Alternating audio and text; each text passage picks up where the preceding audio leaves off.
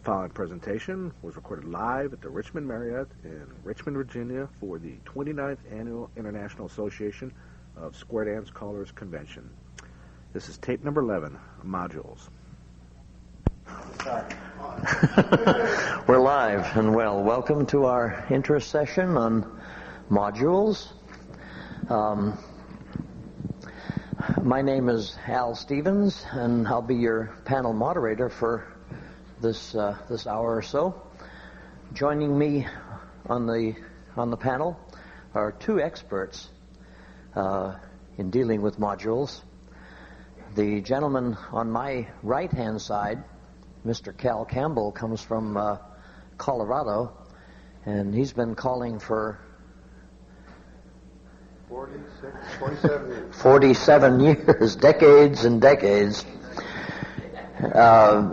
And I know Cal uses modules in his work. On my left from Canada is Norm Wilcox. And Norm has a very good and excellent caller's note service that provides me with provides his subscribers with a lot of useful material. Our session is being taped, and we will have time to open up for questions and answers from you folks.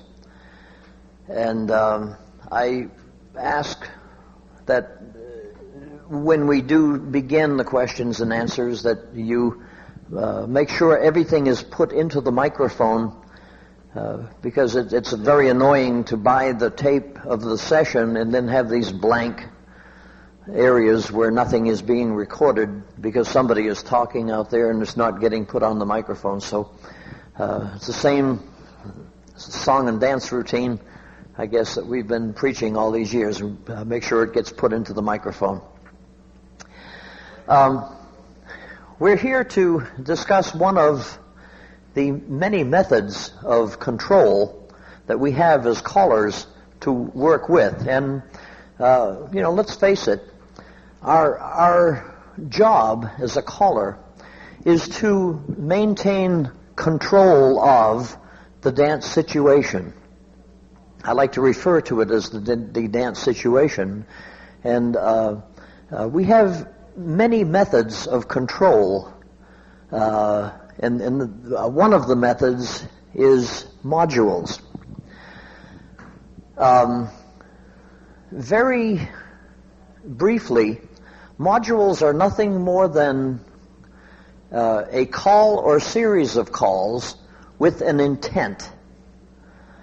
A module has a definite purpose.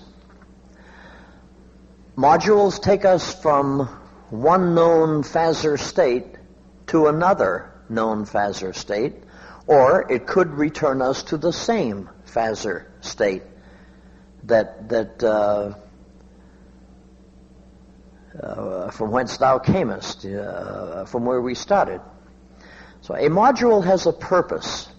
And once we define what the purposes are of modules, and we find out that using modules is like building, these little square blocks that kids have.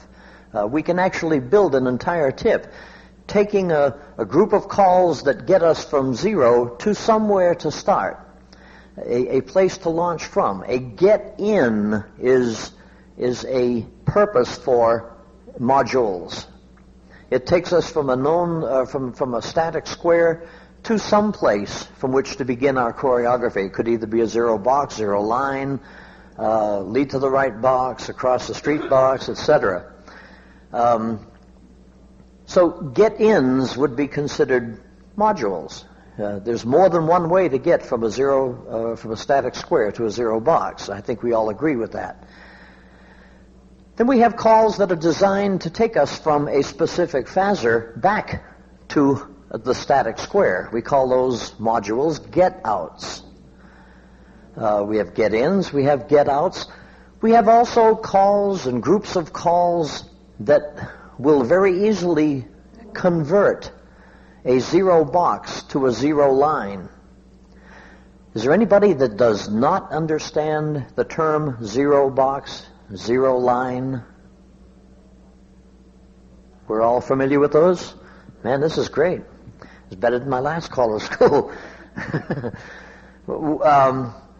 Calls that will convert a zero box to a zero line are called conversions. And these conversions are many. And we can find a group of calls that do this. We also have calls that equate to something else. Life would be very boring if we wanted to go from a static square to a zero box. We know how to get there by using head square through 4. But life would be kind of boring if every time we wanted to generate a zero box, we would say head square through 4.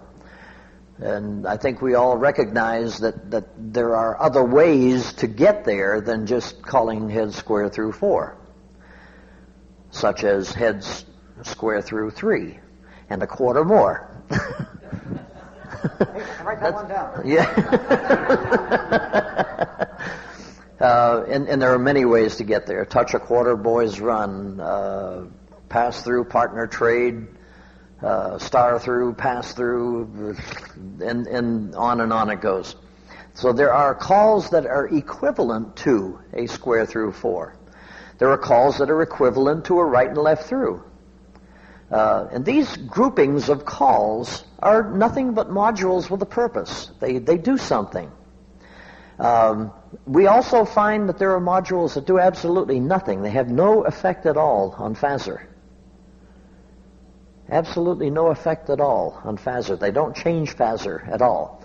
If we have a zero box, if we have from a static square the head square through 4, we end up with a zero box. We could legitimately call at that point an Alaman left. But we can also insert a series of calls that'll bring us right back to that same spot, that same phasor. We could restore the same phasor. Swing through, boys run, wheel and deal. If you could follow that in your mind, is a zero. It has absolutely no effect on the total phasor state. It restores the same formation, arrangement, sequence, and relationship. So it has no effect at all on phasor. These are called zeros. Over the years, we have placed zeros, we've identified zeros as a group of modules with a purpose. But we found out that even amongst zeros, we have different categories of zeros. We have those zeros that'll bring us back to the same footprints as we were in before we started. These are called geographic zeros. These bring us right back to the same piece of real estate that we had before. We have true zeros.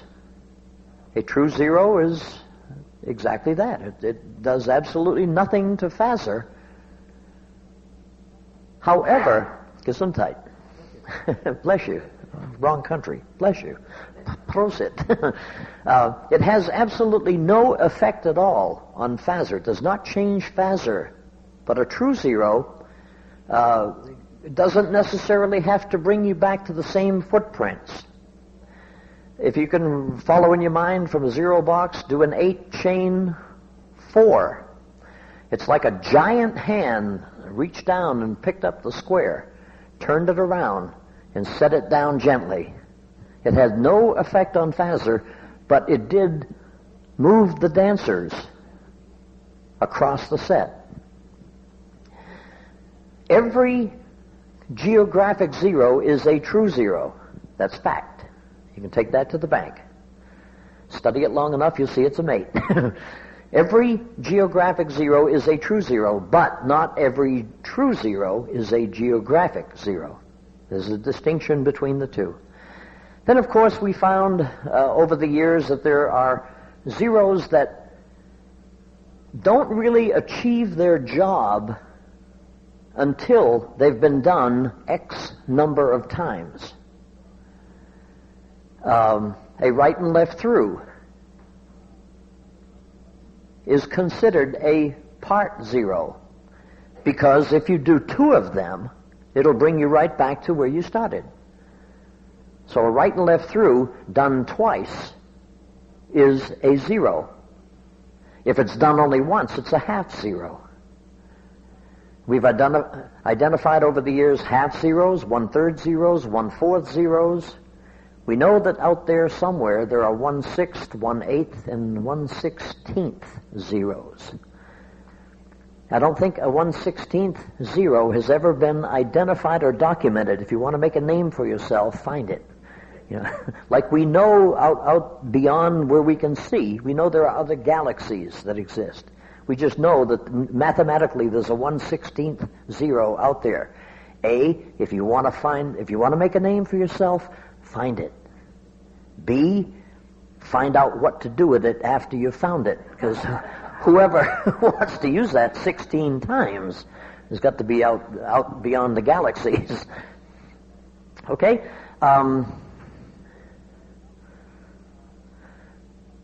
Without further ado, I've sort of identified what modules are, defined modules as nothing but calls or groups of calls with a purpose. I'm going to turn the microphone over now to Cal Campbell, who's going to take us a little bit further. And then after Cal is done, I'm going to turn the microphone over to Norm, and he'll take us even beyond that, and then we'll open it up for questions and answers. Okay? Cal Campbell? All right. To do this, I want to take you back in time a little bit. And to answer a question, why bother? In other words, we can just stand up there and this stuff can come flowing out, so why bother with modules? I started learning how to call in 1955. All we had was memory calls. And we would go to various publications or to other dances, and we'd memorize all this stuff, and we'd collect and make notebooks. What I found in my own case was I had a lousy memory. And I could not remember long sequences of calls. We didn't know house choirs. We didn't have Fisser. I mean, we just took the dances and we put them in. And then along came this idea of modules. And I found out this morning in the first session this is called chunking.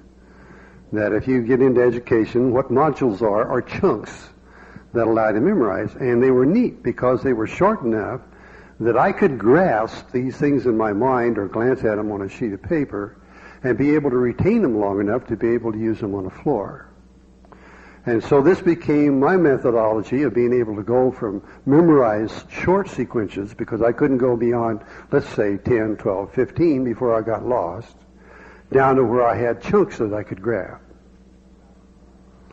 And in the process, we were developing all of these different theories about Fisser and zero box and zero square, and we had 1P, 2P lines and box 1, 4, et cetera, et cetera, et cetera. And it just got to the place where it was a fascinating game to be able to sit and do this stuff. And all this great choreography was being written. There was no way to store it for me. I mean, I didn't want to store it in books, certainly nothing that was organized. And as he points out, if you get into this, you can nest zeros one with another. You can do all kinds of complex things and very esoteric things. Probably Norm's going to talk about a couple of them. But I needed some way to be able to store ideas because, as I said, I don't have a good memory. And modules became my vehicle. And pretty soon I had 1,000 modules. But they weren't organized. And so I needed some way to be able to take the modules and put them down in a manner that would allow me to go back and find them again. And so in my own case, Jenny, would you come get these and pass them out one me? I can. In my own case, I decided that for my purposes, for my own personal system, that I would package these things up and I would limit myself to a set of modules that seemed to cover most of my needs. Because if you think about it, any module is a circle of modules for any formation that you go through while you do that module. Let's take an example. Swing through, boys run, Ferris wheel, pass through from a zero box. I mean, it's used to the place where some of us want to vomit about it. But it's a module for an A-chain through position. It's a module for an ocean wave. It's a module for a two-face line. It's a module for a double pass through. It just depends where you started. And so for my purposes, I said, fine, I'm going to do that much. And I'm going to limit my modules to from zero square to zero line or zero box, from zero line to zero line, zero box to zero box, and then get outs from the two positions to element left and right and left grants. It was a means for me to be able to categorize the information I had and be able to organize it in a manner that I could find it. Okay, the second thing I did, I grew up in the school which said every tip had a theme. I mean, in the 50s and 60s, you organized your tips around themes. A theme could say, for instance, variations on spin chain through, or spin the top, or something like this. And so I started organizing these things and grouping them in themes to the place of where if I wanted to do a theme tip on a particular subject, I could do it. Okay, third leg of the process was, my memory is bad. I can remember phone numbers that I had 15 years ago. I can't remember my wife's name sometimes when I get up in the morning. Okay? And so I had to have segments where I said I could remember it. And so arbitrarily, I limited my modules to being 7 commands or shorter. There was a second reason for doing this. It was a good mental exercise. By doing this, I learned a lot about choreography, okay? How do you do this? You can do it on the floor with people. Judy, you want to pass that around? Or you can do it with something like this. These are a little set of dolls. And I've sat on airplanes riding back and forth to the United States many, many hours playing with these crazy modules and writing them down in a notebook, then take them back, put them in the filing system, and later on hopefully being able to get them out and try them out on square dancers on the floor. And so it's a way to store ideas and keep something in the back of your mind. The way we call now, all of this wonderful choreography that you guys are creating extemporaneously on the floor is going to be lost. For the first time in history, we are not writing stuff down. Does that make sense? And so our children and the people who come after us are either going to have to recreate or not have it there. And so it's also a way of passing stuff on. Okay, a couple other observations as I went on down the line. I got up to the stage where I had about 1,000 of these things, and somebody says, why don't you take and put them in a book? And so about 1976 I wrote a book, and I found out, gee whiz, it sold pretty good. I mean, people really did like the thing. And after that, a little on, Bob Osgood came along, and he says, well, why don't you write a column on this for the magazine? And I wrote a column for SNR for 5 years, and this was when it was pretty much at its peak. After that, the magazine folded up and quit, and of course, at that point in time, I lost my job. That job, okay? But at a point in time, this was the big rage of things that was going on as sight calling was starting to come up. And it gave us a way to be able to have a broad range of choreographic ideas that we could sit down and explore and research. And it was very much fun. All right, in part of doing this, and Judy's passing out a handout, and I would like to just take a few minutes and walk through it. One of the things that we observe about square dance calling is most of it is a variation on chicken plucker. Y'all know what chicken plucker is? Okay, you know, from 0 blocks, right and left through the outside through, dive through, pass through, right and left through the outside through, dive through, pass through. And if you go to most square dance floors and you watch the places where people are anchored, the caller, chances are, is going to anchor that corner. And he's going to take somebody over to visit them, then they're going to call across the street, and then they're going to come back. Okay, it gets to the place of where the dancers get pretty well where they accept this. How do we have variety or change? Rotate the set. Make it different. If you take any set or any 0 box setup and turn it 90 degrees, or even flip-flop it, and then do a get out from that point, you're going to find the people go, woo, that's different. And so let's take a look at a few of these things. And the one I've got down at the bottom, let's start out with that one. And the little diagram's down there, and the caller is standing at the foot of the piece of paper looking up. If you do a star through, a double pass through, a centers in, cast off 3/4, star through, and zoom, centers right and left through, and centers pass through. That's 1, 2, 3, 4, 5, 6, 7, 8. I've already violated my own rule. But look what it does in terms of rotating the set. Instead of number 4 couple being over there on the left-hand side, we've got number 2 couple. Not very complex. But to the dancers, you will find that this feels very different. They're not used to being there. You'll find with you dancers get on the floor that oftentimes they will always be in position number 3. That's where good old home is and where they feel the most comfortable, or in position number 2. And if you turn it, you're going to find that your dancer's going to go, woo, something unusual is happening. Okay, what's the theme within this one? I like centers in and cast off. Zooms work pretty good. And the rest of them are pretty much just the workaday, move the people style of basics. And so with this one, if I went through it and zoomed it, I would probably file this underneath a centers in routine. Centers in, cast off routine. So I've got a place to go back and find it when I want to do centers in sort of module and do some exercises on them. Okay, unusual thing. Oftentimes we get into a rut to where we call the same combinations and the same things over and over and over. And how do you dig your way out of the rut to where the dancers are going to be successful? And one of the interesting combinations that I think we probably seldom use is to start from a 0 box and do a centers in face-to-face.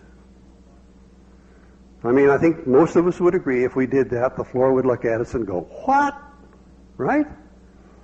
So what you do is you construct a small, pretty safe module.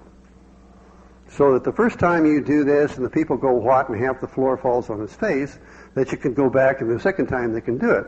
So this one is down on the second page is centers in face-to-face, cast off 3/4. Ins run, which is also a little bit different because they're coming from the outside to the center of the set. Both of them coming in towards each other. A right and left through and a star through is a 0. 0 to 0. Or a true 0, I guess would be the way to put it. This gives you a soft and short test bed that you know is going to work. If the whole floor crashes, you can still complete this and know in your own mind it's going to work. And this gives you a great deal of comfort as far as I'm concerned. And it also gives you this test bed. If it goes well, then I can try something a little bit more complex. Okay, what's more complex? Well, next one down says centers in. Cast off 3/4. They've done that. Center 2. There's 2 couples facing in the center of the line looking at each other. Center 2, do a right and left through. Pass through, centers in. This is going to open up their eyes again because the in people should be way out on the ends of this line. And they're used to having to force them apart, aren't they? Something different. A little bit of variety, but not that hard. Cast off 3/4. Slide through. Double pass through. Lead couples partner trade. And the ending formation down there, you can take a look at it. This is a technical 0, and I'm not going to go into the reasons why, because we'd tie up all afternoon talking about technical zeros. Okay, now, once you've got this set up, you might want to continue the theme of centers in a get out. I mean, you've had a huge amount of success. Everything is now working real great. How do we get out of this mess? And the one I constructed here, turn through, and I used to love to use left turn through, and it's no longer available. So I do turn half by the left, pass through. Centers in, cast off 3/4 to an element left. They're not used to looking for a corner out of the cast off 3/4. They're just not. And so once again, it's a way of providing variety. Okay? And so this becomes a theme around which I work the set and where I exercise the calls in greater difficulty until I have success. At any one of these endpoints, I can bail out with an element left if enough people have failed. Okay? I don't have to worry about it if I'm at a festival or I'm at a workshop because I know the material is going to work. I don't have to have a sight set. It's handy to have it, and Norm's going to talk a little bit about that. It's handy to have those skills, but if the whole floor goes down and everything collapses out from underneath me, I know the choreography works. Okay, how do we go about constructing a module? This next little section talks about this, and in the protection section, if you read down through it, once you start the centers in and the cast off 3/4, then you take a look at the resultant formation that you have, the little dolls that you work on the floor, and you take a look at your options. Well, you need to look at options from the standpoint of hand availability, flow, and pick out what you're going to do. In this particular one, I have the ends fold, which sets up another fissure, which I then take a look at and say, okay, what are my options there? In this process, I'm trying to keep in my mind, how do I bail out the shortest way if the centers in face-to-face fails? In other words, if I have a failure at that point, what's my quickest way to get the people back to dancing again? And I work on through it, and if you'll take a look over there without extending it, there's the ending one that I worked out. Centers in, cast off 3/4, ends fold, centers square 3/4, pass to the center, and the centers turn through to an element left, or to whatever else you want to do. In other words, you can string these things end on end. You've got checkpoints. Start point of the chunk, the end point of the chunk. I like that. And so it becomes a way of being able to have a really safe way to be able to call in situations where you cannot depend on the dancers of doing what you want them to do. It's great for working with classes because you can take your classes and sit there and say, all right, what variations do I need to take them through in order to be able to equip them with the knowledge and the tools that they need to have to go out in the great world and survive. When I go to a festival and call, I never sight call for my tip up on the mic because, frankly, I can't trust the dancers on the floor that much. I can always trust the modules in my head. Well, almost always. Every once in a while it screws up. I learned how to sight call because I got in trouble and I had a module that I forgot something in, and I had to solve it. And for a long time for me, sight calling was the way to get out of trouble. That's how I got out of the mess I got myself in because I forgot something in the module because my memory's poor. And I used sight calling to be able to resolve myself out of it. But my mainstay was the module. Anytime I'm dancing tired, I drop back to modules. I go to dances now where, there's that god-awful set sitting in front of you, and you can't see the one behind. Drop back to modules. The last part I'm not going to go through because I'm beyond up to where I need to turn the mic over to Norm. But there are, am I right? Okay, I got 10 minutes? My gosh. Okay, let's talk a few things about equivalence. Equivalence were another thing that had a great big impact on calling. There was a guy that wrote a book. I think he had 1,001 star-through equivalents. Wasn't it 1,001? Somebody's bound to have it. But anyway, he had 1,001 star-through equivalents. Okay, that is a group of calls that has the same choreographic result as if you start through. And this became a huge hit. The guy probably sold 1,000 of those books, too. And working with just star-throughs, if you think about star-throughs, you can you can work around into a bunch of formations with it and a couple other calls and do fine. And he had these star-throughs of equivalents that allow you to mix it in. Right and left through equivalents. Got two down there, and take a look at them, and I think you can see this is the same thing as if you had done a right and left through. And then pass-through equivalents. And these three were extremely popular. And I think probably a lot of callers use them. As part of this, I had one in here which used a zero box, swing through, tag the line, face right, and wheel and deal. And I got into an argument with a couple of callers over the fact that notion way is not a line. Well, I want you to know I checked with the authority, who is Clark Baker, and Clark Baker assures me that's a line, and probably the combination is legal. In fact, he said it was legal. But there's all kinds. When you get to playing around with these lovely little dolls, and you sit there looking at it, and you've got your choreographic mind going real good and whatnot like that, all of a sudden you're looking down on the floor, and you say, "Boy, that would be neat to do," and then you got to work yourself out of the fix. And some of us are just not fast enough to do it when the dancers are on the floor looking at us. And I'm one. I'm getting better. After 40-some years, I'm getting better, but I'll guarantee you I'm not there. When I get into the really neat choreographic stuff, I want to have this set on the kitchen table to work out the details. That's just me. That's just me. Maybe the other rest of you are perfectly comfortable doing what you're doing. But even if you are, I would highly encourage you, if you got a chance, write the good ideas down and make them available to somebody else so that they can do the same, can research your creations, because if we don't, these good ideas that you have spontaneously at the spur of the moment, number one, next week you're probably not going to remember them, and surely after you die, they're gone. Make sense? What did I have on the back page? I think that's about it. Oh, I've got a list of references for you back there.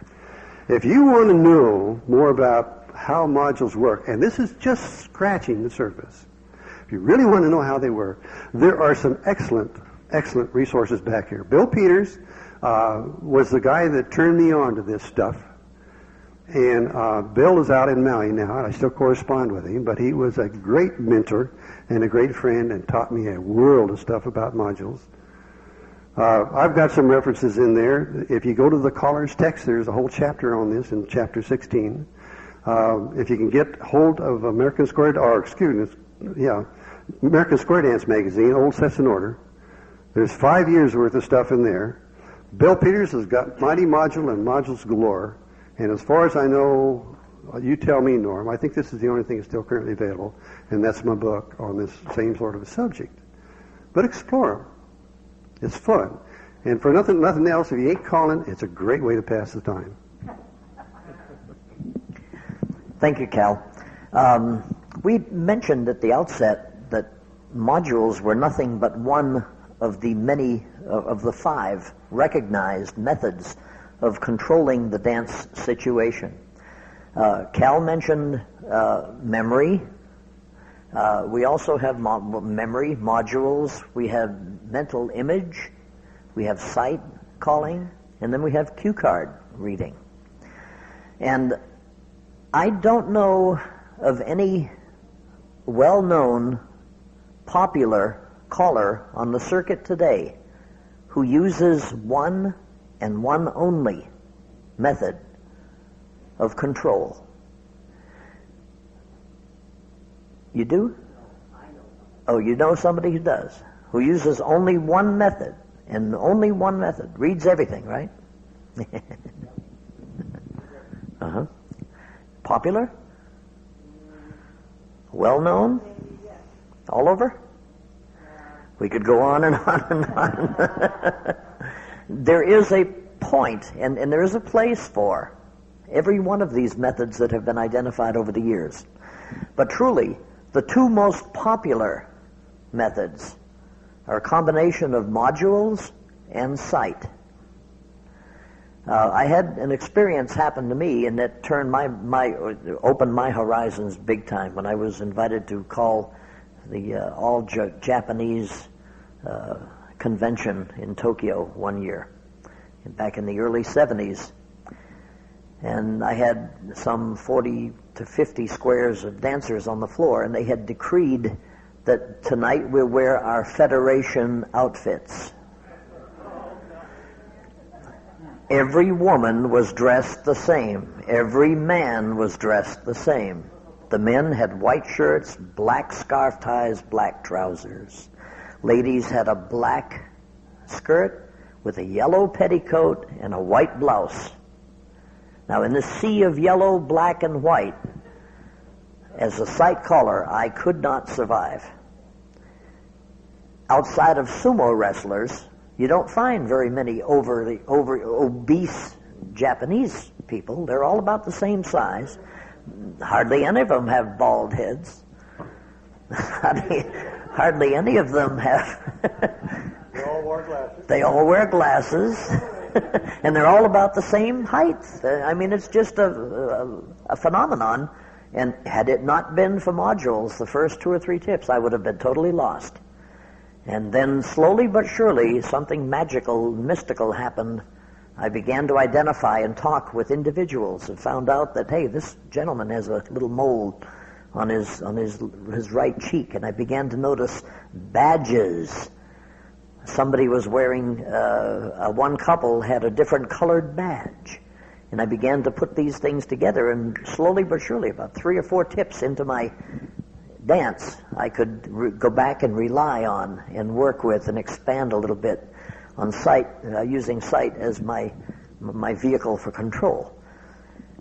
But I don't know of any popular caller on the circuit today that employs the use of one and only one method of control. And I think here to further elaborate on this, I'm going to turn the microphone over to Norm Wilcox, and he'll talk to us a little bit about how modules can enhance other methods. Thank you. Al, just curious, Al introduced Cal and he said he's been calling 46 years, and I've been calling 40 years. How long have you been calling, Al? 44. 44. I'm the baby of the group. I'm older than you are. You're not 60 yet, I'm 65. So that's 120. We got 130 years of calling experience at your disposal this afternoon. So I just thought I'd add that up. How about that? Okay, how many, just out of curiosity, how many of you consider yourselves to be mainly module callers? Oh, this is different from the last time we did this. How many of you consider yourselves to be site callers? Okay. How many are site callers that use modules within your site calling? Okay, good. That's great. What I thought we would do is, and I got a handout for you. I'd like you to have it after the presentation. We're going to do a little bit of demo to kind of also warm you up because it's cold in here. So a little bit a while later, we'll get a square up here and we'll walk you through some stuff.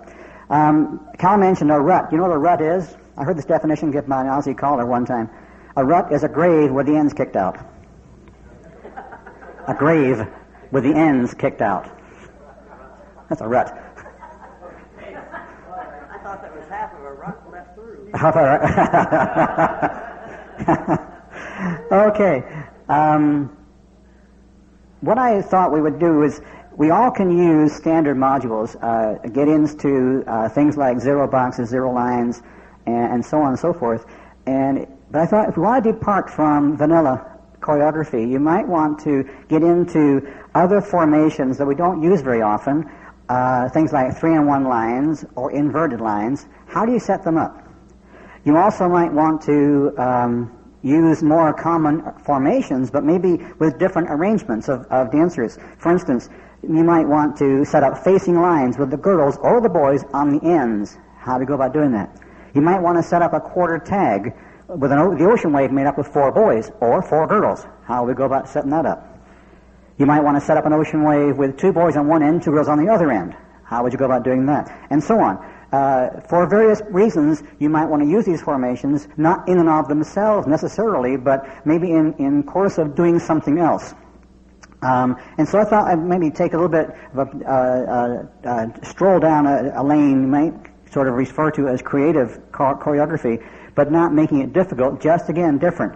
And once you have got through these ideas in your own setups, write them, as Cal said, write them down, but they become knowledge after a while. You know in your mind you want to set up, if you're a site caller, you want to set up this quarter tag. You know how to start out with it. If you've explored it initially with checkers or with however you diagram your calling when you're sitting down at home, because that's a place where you have no pressure of dancers. You can sit there at home with all the time in the world and think of how am I going to do this, and well, that's not right, let's back up and try this, which you can't do on the fly at a dance.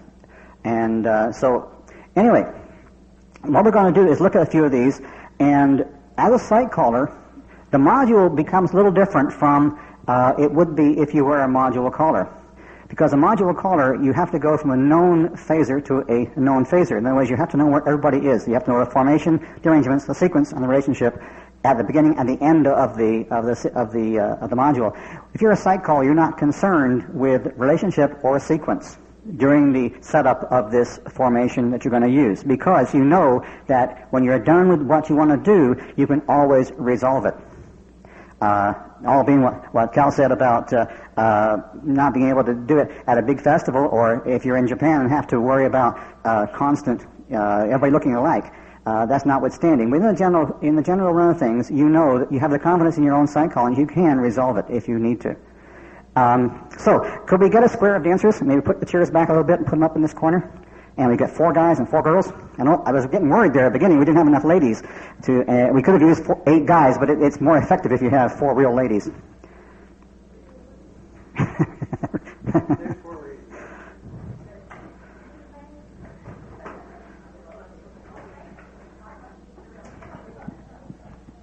Give me a nudge around about 5 minutes before the end.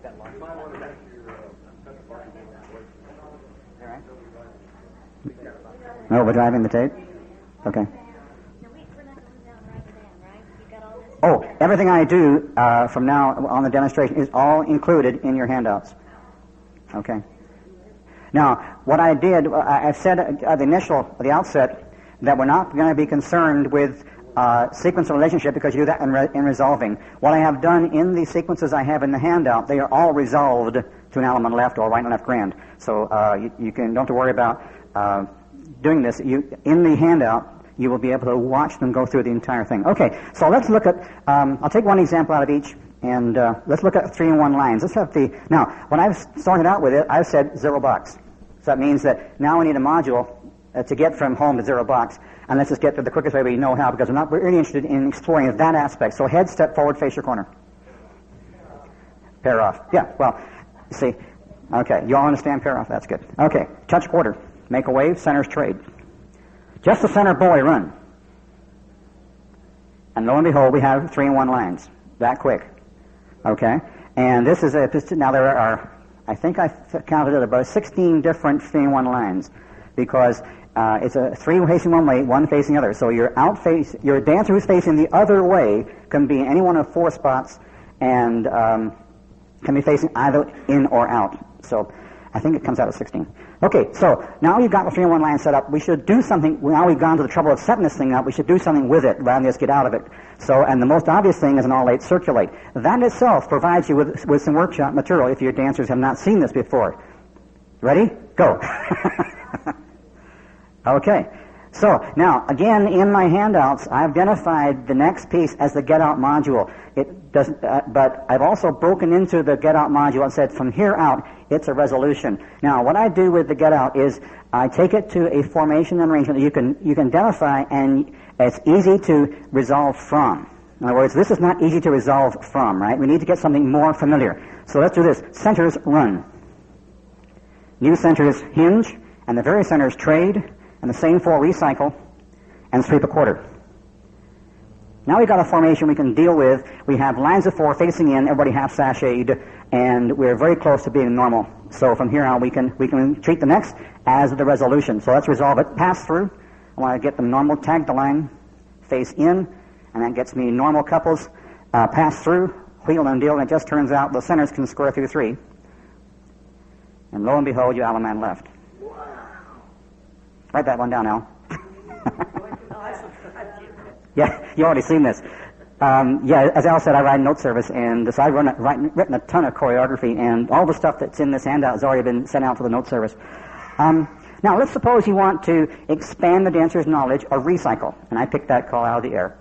One of the ways to do expanding calls is to put 4 boys or 4 girls together and do the call. The reason for that is that in that group of 4, 2 of them have been there before. In other words, if I'm going to do a recycle with the 4 boys together, the 2 end boys have been here before. That's where for them, it's a normal recycle, nothing different. The only thing different is for the center boys. So in each group of 4, you got 2 dancers who, if necessary, can help the other 2. If nothing else, then by being in the right place, and that leaves only 2 spots left over for the dancers who are not in the normal place to fill in.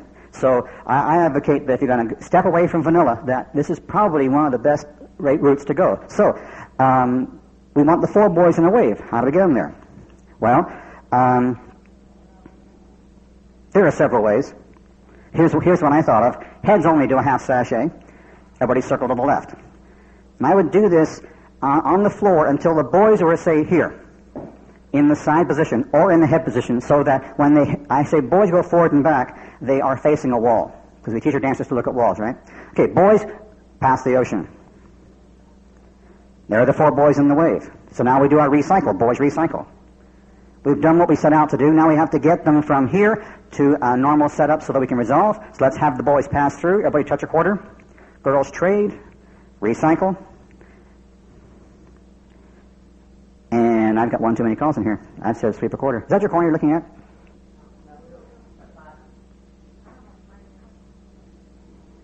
How about that? I made a mistake. Oh. I know what I did wrong. Yeah, I know what I did wrong. I didn't do the girls' trade.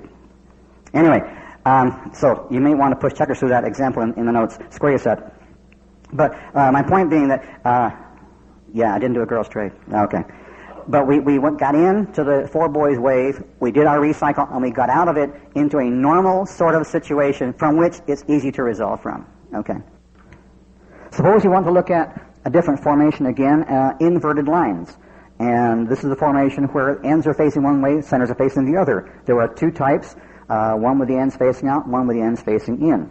And Cal already went through, in one of his modules, a setup for an inverted lines. So, let's see if I can find one that's a little different. Okay, here's one. And now, normally, if you set up an inverted line, you start a head square through 4, and you do a centers in and cast off 3/4. You have an inverted line. Everybody agree with that? Nod your heads. Yes. Okay. So let's kind of sidle up to it without making it obvious as to where we're going. Heads past the ocean. Extend. Swing through. All the good-looking boys run to the right. Tag the line. Face in. Pass through. Girls trade. And to me, that is a kind of a setup module which does not give the dancer a flag ahead of time as to where I'm going. Up to that point, I've been doing ordinary ocean wave type stuff. All of a sudden, I've had the girls girls trade, and I'm inverted lines. I've got here kind of by the back door. Okay, having done this, what can we do with it? Well, the circulate for the boys is quite difficult because they're facing out. I will not do a circulate here. If this was the first time I'd done this, I want the boys facing in if I want to do a circulate. But they can do a trade. So let's have the boys trade, girls circulate, which of course is an acey-deucey. Okay, so that's what I wanted to do in that little sequence. Now I need to get them back into normal. So let's have the girls cross-fold. All the boys pass through, touch a quarter, and the girls trade and recycle. And we have normalized the square, and from here out we can resolve. Everybody square through 3. If I got this right, we should be able to do a trade by Alaman left. And you guys are good. You guys are good. Okay, so this is what I'm saying. If you want to explore some little creative different setups for your choreography, sit down at home and figure out ways to get there with checkers. Write it down, use it as your dance, and eventually it becomes knowledge so that you can do it on the fly if you want to. Let's take another idea. Suppose you decide you want to do some ends cross-fold. Now, we know that if we are going to have ends or centers, it's easier if we can say boys or girls. Right? So we need to get the girls on the ends of the line, or the boys on the ends of the line, so we can do a cross-fold. How do we go about doing that? Well, here's one way that has occurred to me. Heads past the ocean, extend, swing through, boys run, tag the line, and face in. And we have the 4 girls on the ends of the line. That will be my setup module. That's the end of my setup. Now from here is, pardon me, where we get into the cross-fold. So we pass through, girls cross-fold. And we've accomplished what we wanted to do. We've exposed them to a girls cross-fold. And so now we need to get out of here. And I pick my finger up. Okay, so step to an ocean wave. All the boys run. We have normal lines. Bang, right there. So square through 4. Trade by Alaman left. Okay. Now, what I'm doing is I'm reading the stuff that occurred to me when I wrote this presentation. If I were doing this on the floor, I might not go with the square through 4 trade by. I might do something else. But it would occur to me at that time. That's my resolution. One other idea. Suppose you want to get creative with tidal waves. And we all do grand swing throughs, and the boys run, and each side wheel and deal, or each side bend the line, or each side grand swing through, each side recycle. But suppose you want to split it up so that you want the centers to do one thing while the ends do something else. Now, the easiest way to have that happen is if you have the 4 boys or the 4 girls in the center and the other gender on the ends. You say, boys do this, girls do that. And that makes it easier for the dancers to recognize who you are talking to. So, let's see who we have. We have the boys in the center. So let's have the head square through 4. Okay, I could have said pair off, couldn't I? Yeah. Now, we know that if we don't do something different, we're not going to get the 4 boys together. And one of the greatest tools in getting non-standard formations, around non-standard arrangements, is either touch a quarter or, from an ocean wave, single hinge. Those are the 2 greatest tools you have in your toolbox for going from standard to non-standard. And because in a blink of an eye, the formation has changed. This is a standard 8-chain through formation. Do a touch 1 quarter, make an ocean wave. Immediately, in 2 beats, we've created a non-standard ocean wave. Just like that. Okay? Now, we need this non-standard ocean wave in order to set up the tidal wave. Okay? Spin, touch chord. Center straight. Center straight, yeah. Spin the top. You want to do a counter rotate in the entire square? I tell you what, let's do that. Let's just rotate the entire square. Yeah, perfect. Now, you notice that I hesitated before I said center straight because I could have done it. I could have done the spin the top right from the touch a quarter. Well, I wouldn't have done it there because that's not good body flow. But I could have inserted a swing through before the spin the top. Then I would have to put a grand swing through in once I got the tidal wave.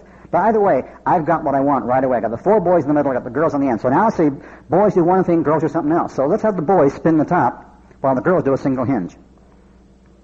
Now, of course, all this presupposes that the dancers understand how to do a spin the top and also how to do a single hinge. And there are other ways which you can get them into a 4-boy wave, which we showed earlier, immediately getting them in there, and then workshop the spin the top. And then this becomes kind of at the end of the tip, where it's kind of the last thing they do in the tip, and this is the most exciting thing they've done, because a boy spin the top from the center of a tidal wave is not your normal choreography.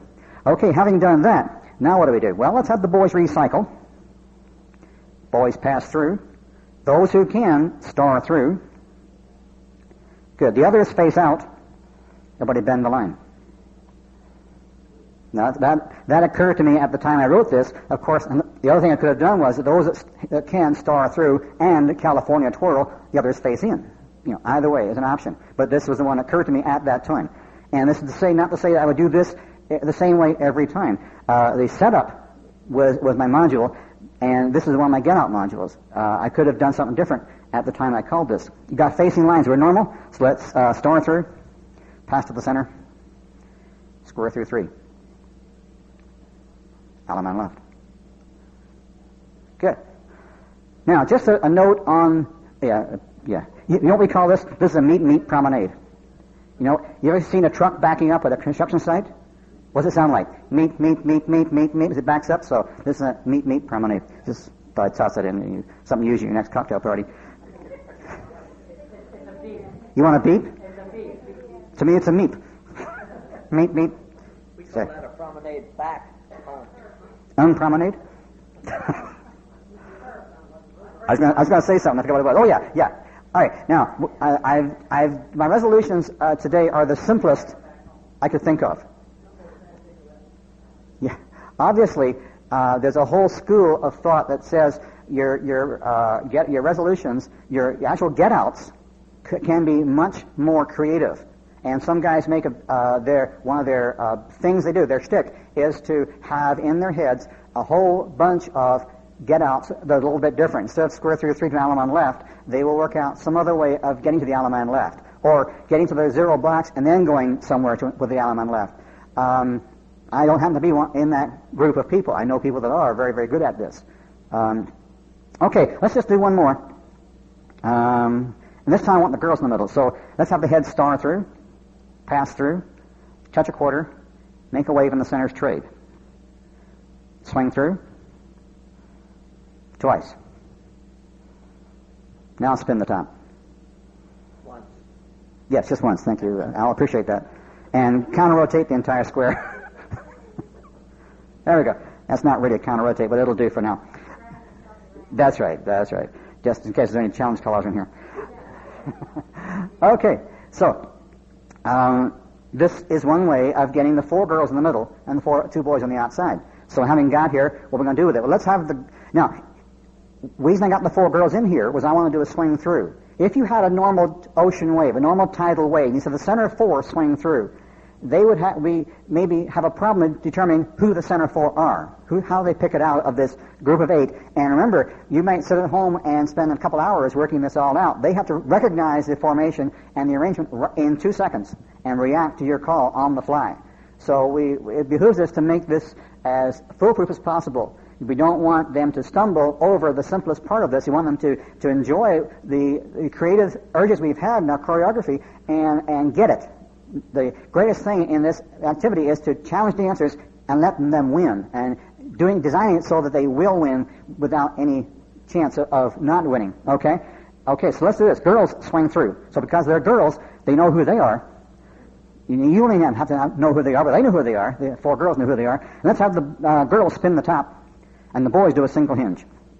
So I want to congratulate the boys on a fantastic job so far. Okay, so we've done our thing. We've got the girls do something. We have the boys do something. Now we need to get out of this. Let's have the... And this is another thing which I thought of, and this produces in and of itself some interesting choreography. If you look at this formation, we have 2 mini waves and we have an ocean wave in the middle. We have a variety of formations within the overall formation. We have a column of 6 down the middle. It's a magic column at the moment, but it's still a column of 6. We have an outer 6, perimeter 6 of 6 people, and 2 very centers in the very center. So we can identify whole different groups of people within this formation. On top of that, we have an ocean wave in the middle and many waves on the outside, which we can work with independently. So this is, to me, one of the most wonderful formations that exists because there's so much you can do with it. So let's just not get too far out there here now, because this is our get out, so we don't want to compound our creativity. We've done what we want to do, now we want to get out to home. So the outer 6 only circulate. And the center 4 recycle. And the other girl turn around, and the center square through 3.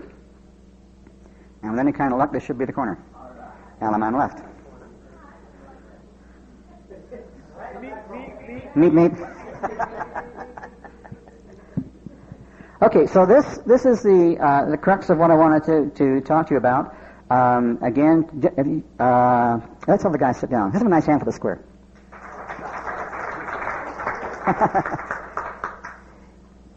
Okay, so what we're saying is, and going back to the beginning, you decide you want to get a little more creative, and you want to explore some different formations, or you want to explore some different arrangements for a particular purpose. Now, one of the things that we mentioned earlier was having ocean waves with the 2 boys on one end and the 2 girls on the other. Maybe this is a setup because you want to explore Ferris wheel from various arrangements. And one of them is with the 2 boys and the 2 girls together, because you know that if you call a Ferris wheel from the 2 boys and 2 girls ocean two-phase line, that on each group of 2, somebody has been there before. And that was what we said before. If you have the same sex together, at least 1 or 2 of them have been there before and can help the ones who haven't been there before. So maybe your boy, girl wave was in prelude to have the centers run and then do a Ferris wheel. You might want to use other calls such as cross-fold or recycle or whatever, and you need to be able to set up an arrangement that's a little bit different. So you need to sit down at home with your checkers, write down the setups, making them as quick as possible, because you want to get in, do your thing, and get out.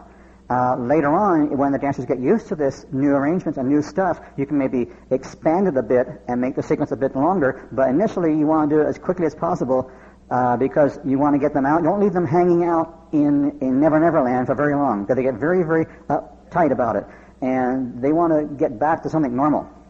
And if you're not careful, sometimes they will make it normal for you. He doesn't mean that.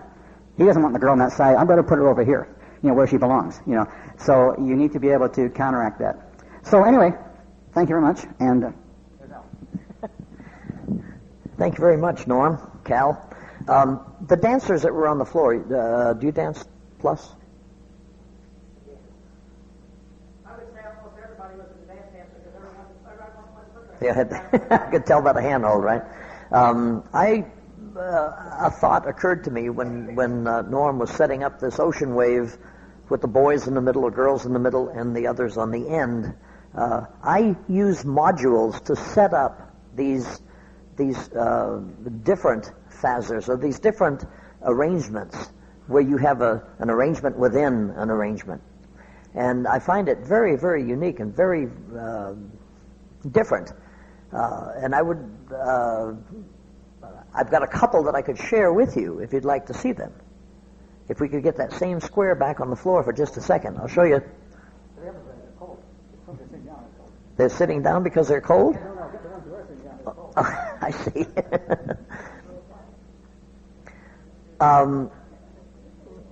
Two things occurred to me when Norm was working his presentation. One is this setup of a setup within a setup, to me, is gorgeous. He loves it. I like it. I use it a lot. If I could only figure out how he did it. Heads, step into the center face corner. Step to an ocean wave. Single hinge. I think this was it. Swing through. for the sake of conversation. Okay, if I do a spin the top here, who's going to end up in the center? Who's going to end up as the 4 in the ocean wave in the very middle? Correct. The ones that are on the left-hand side, as I look at them, are going to end up in the center in the ocean wave, which means the boys are going to be isolated on the end all by themselves, correct? Okay. Could we take the whole square and do your counter-rotate, whatever, so that we can end up normal? And I think you'll be able to see this. Okay. Everybody spin the top, and just the boys roll. Now, boys are going to end up in tandem. Boys are going to end up in tandem. As you spin the top and roll, we should have one. Boys should be looking down at the girls in tandem. Which boy do we have in the center? Which boy do we have in the center? We have the side boy in the center and the head boy standing behind the side boy.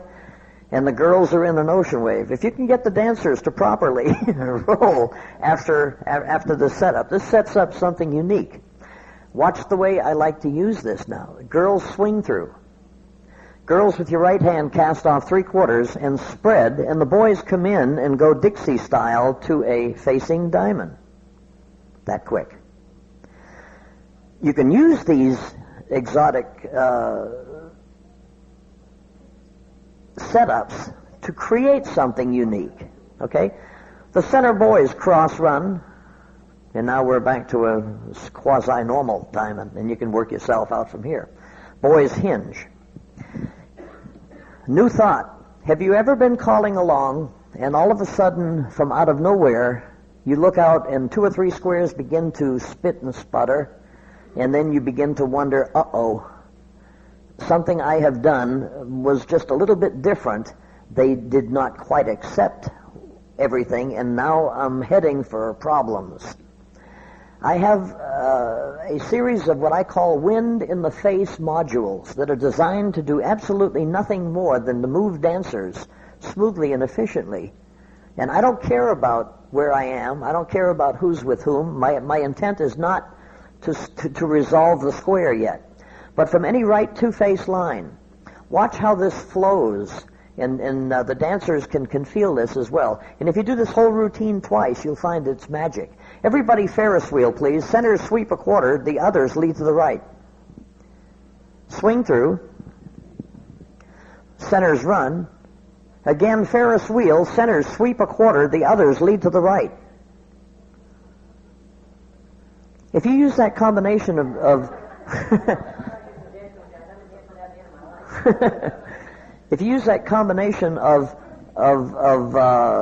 Ferris wheel, centers sweep 1/4, the others lead to the right, and then follow it with a swing through, centers run, do it again, you've got the one couple as in-facers one time and out-facers the second time. So they get a chance to move. It puts a lot of wind in their face, and it's just a neat little module. Could I add a comment? Please. Look at it straight down from above. It is a beautiful floor pattern. Yeah. And this is dancers, even though they can't see it from above, they feel it. And this is a beautiful floor pattern, and you can repeat this thing a couple times. First time they'll go, what was that? The second time they'll go, wow. Right. And this is what you want, because they feel this big motion movement. This is why people like spin chain throughs. It's because they can feel this big motion, and this is a big motion movement. Okay, box the mat, please, and just step into a right-hand ocean wave. Now, from an ocean wave, if I find that the call that I used ends in a normal ocean wave, I have another wind-in-the-face module that does absolutely nothing, but it's designed to get the floor together, united again. However, it's just a tad different. Everybody swing through. Cast off of the right 3/4. Ends circulate, centers trade, and all the boys run. Nothing complicated. However, it's different. Pass the ocean. Swing through. Cast off of the right 3/4. Ends circulate, centers trade, and all the boys run. and we have facing lines of 4. And I've gone only from an ocean wave into a facing line of 4 with some sort of control. My control was the module that I know puts wind in their face and they enjoy it. I hope.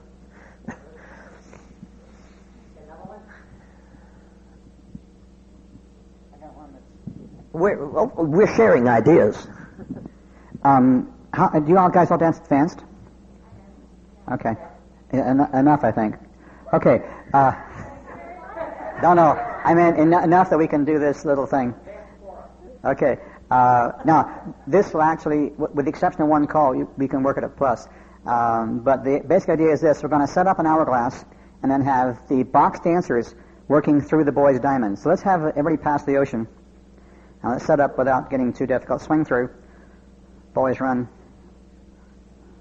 Girls do a single hinge. Let's do the girls swing through.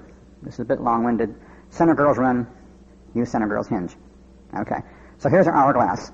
So if you haven't danced this before, on the circulate, you follow the person ahead of you. Okay, hourglass circulate.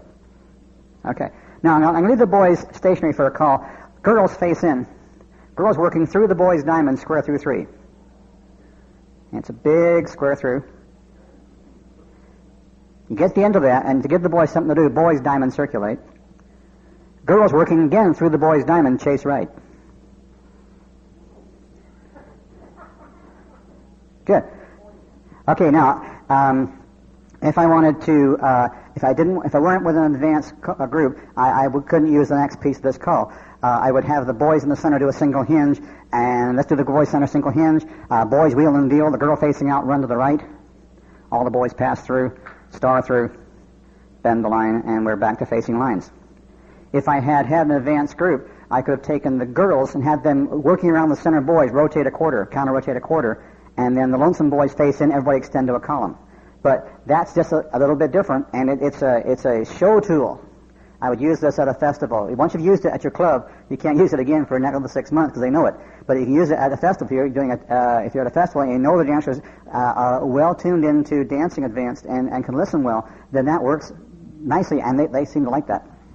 Lines pass through. I want to concentrate on the center boy in that line of 4. I want you to the left to cross run, go to the far end. Notice what happens now. The other 2 are going to slide towards the center. The new centers are in motion. They're sliding towards the middle. So once I set up this 3-in-1 line, the 2 end dancers that are sliding in towards the middle are primed for a wonderful chase right.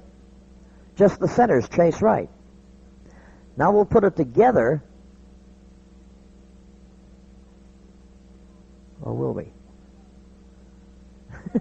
Yeah, do a left swing through. Just the girls trade. Everybody box the mat. Pull by. Again, I'm going to concentrate on just the center boy only. To your left, cross run around 2. The others chase, new centers chase right. That flows nice. Okay? These are on the tape. You can pick them up at the front. Dancers, thank you very much. That's all I've got. Unless Cal, I'm gonna. That's why I'm. Do you have any other? Okay. We'd like to open this session up to you all. If you have any questions that you would like to ask Norm or Cal or myself, I'll hand the microphone out. Please mention your name, where you're from, and ask the question.